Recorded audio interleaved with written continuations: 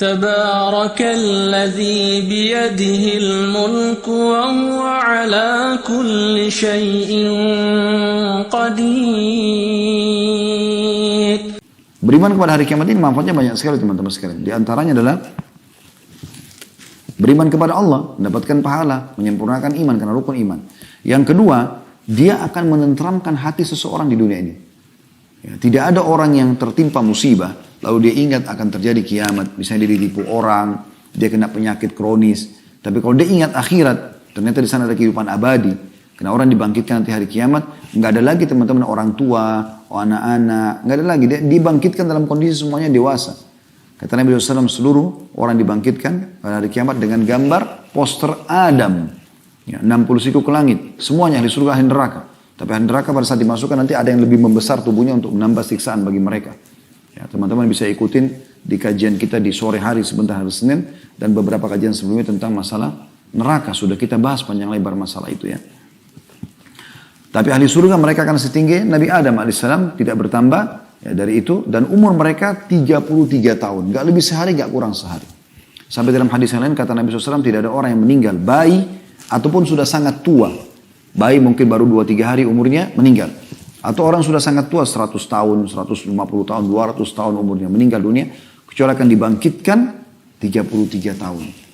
Jadi tidak ada lagi anak-anak, tidak ada bayi, tidak ada orang dewasa. Dan tidak ada juga lagi, kata Nabi SAW, orang kalau masuk ke dalam surga. Tidak ada lagi sakit.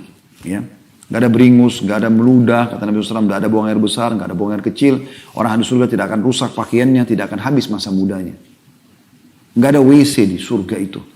Tidak butuh orang kamar mandi. Kata Nabi SAW, semua makanan minuman yang tidak dibutuhkan oleh tubuh mereka akan keluar dalam bentuk keringat yang lebih wangi dari bau kasturi.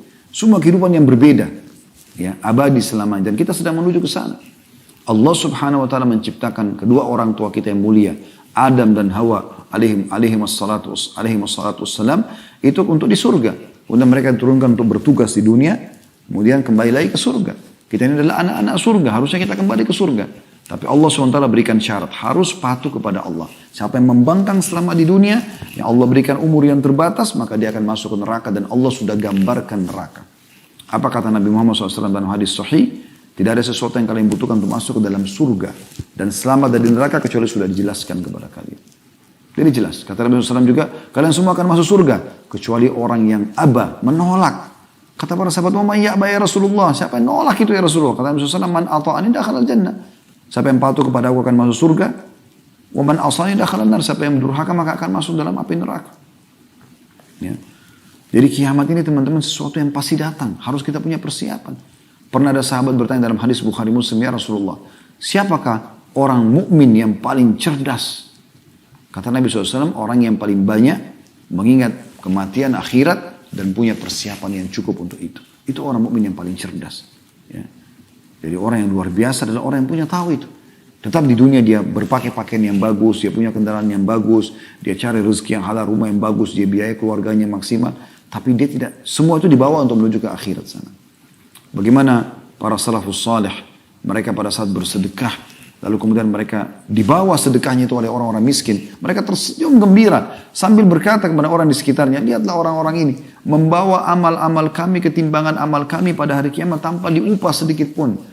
Mungkin sebagian orang yang masih berpikiran kapitalis, bukan berpikiran Islam, dia akan berpikir kalau dia keluarkan sesuatu dia berikan pada orang, sebenarnya dia telah memberikan keuntungan pada orang tersebut. Sebenarnya tidak. Karena orang itu cuma menghabiskan untuk urusan dunia. Beri makanan, pakaian, selesai. Tapi nilai itu bagi kita yang bersedekah tidak akan hilang. Kita akan temukan. Bahkan dilipat gandakan menjadi 10 kali lipat dan kelipatan-kelipatan yang banyak.